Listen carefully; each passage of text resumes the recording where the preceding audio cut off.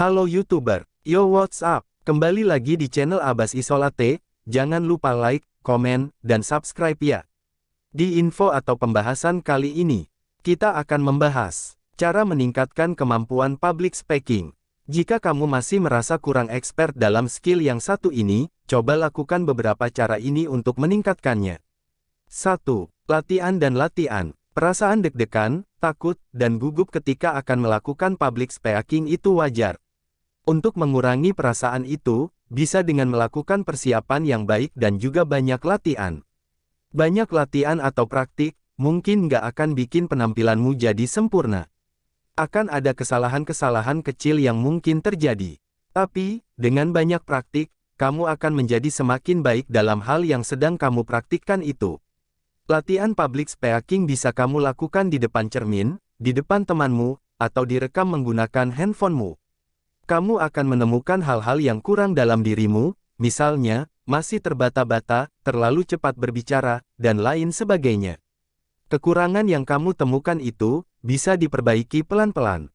Kalau kamu latihan di depan teman, kamu bisa minta feedback langsung, kalau direkam, kamu bisa menganalisis sendiri kekurangan yang perlu diperbaiki, lalu latihan lagi.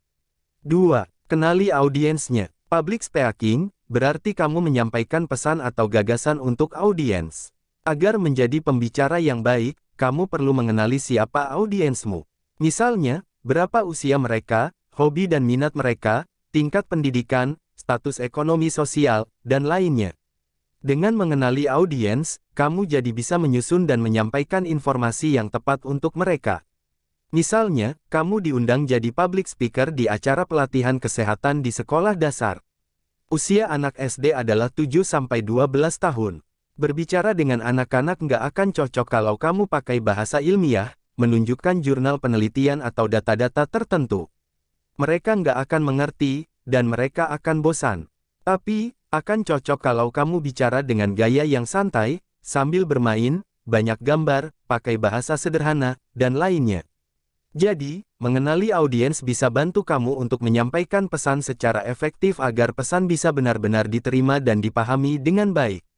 3. Kuasai materinya. Pernah nggak kamu melihat orang yang lagi ngomong atau presentasi di depan tapi dia membaca? Benar-benar membaca semua yang mau dibicarakan. Bagaimana menurutmu? Terlihat kurang profesional, kaku, dan membosankan, bukan? Karena itu, sangat penting untuk menguasai materi yang akan disampaikan. Jadi, kamu bisa membahas materi itu dengan bahasa yang lebih sederhana dan improvisasi, sehingga audiensnya nggak bosan. Selain dapat terlihat lebih meyakinkan, dengan menguasai materi kamu juga dapat membangun kepercayaan diri menjadi lebih baik. 4. Membuat skrip. Untuk menghindari lupa materi atau pembicaraan yang melebar kemana-mana, kamu bisa bikin skrip atau naskah yang berisikan ringkasan materi yang ingin disampaikan. Kamu dapat membacanya terlebih dahulu sembari memahami isinya. Selain itu, kamu juga bisa membuat catatan kecil. Catatan ini bisa berisi poin-poin penting yang dapat menjadi contekan ketika kamu lupa akan materi pembicaraan.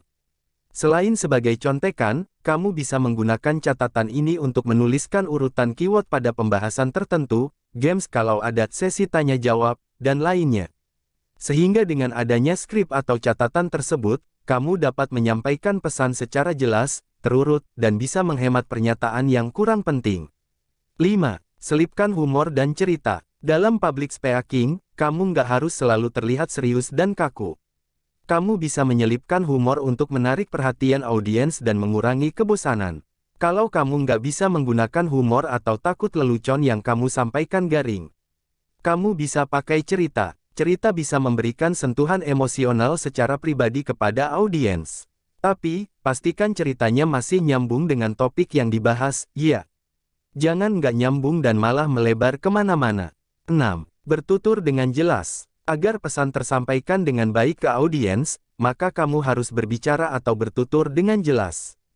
Maksudnya bertutur jelas adalah, tidak bergumam, artikulasi dan vokal yang jelas, penyampaian kata atau kalimat yang terstruktur dengan baik. Selain itu, kamu juga perlu memperhatikan pengaturan nada dan suara, seperti tekanan suara dan kecepatan berbicara. Misalnya, bicara terlalu cepat bisa bikin audiens kesulitan menerima informasi, Selain itu kamu juga jadi lebih cepat lelah dan sulit mengatur nafas. Materi yang bagus tanpa penyampaian yang jelas tentu sangat disayangkan. 7. Pelajari dan perhatikan bahasa tubuh.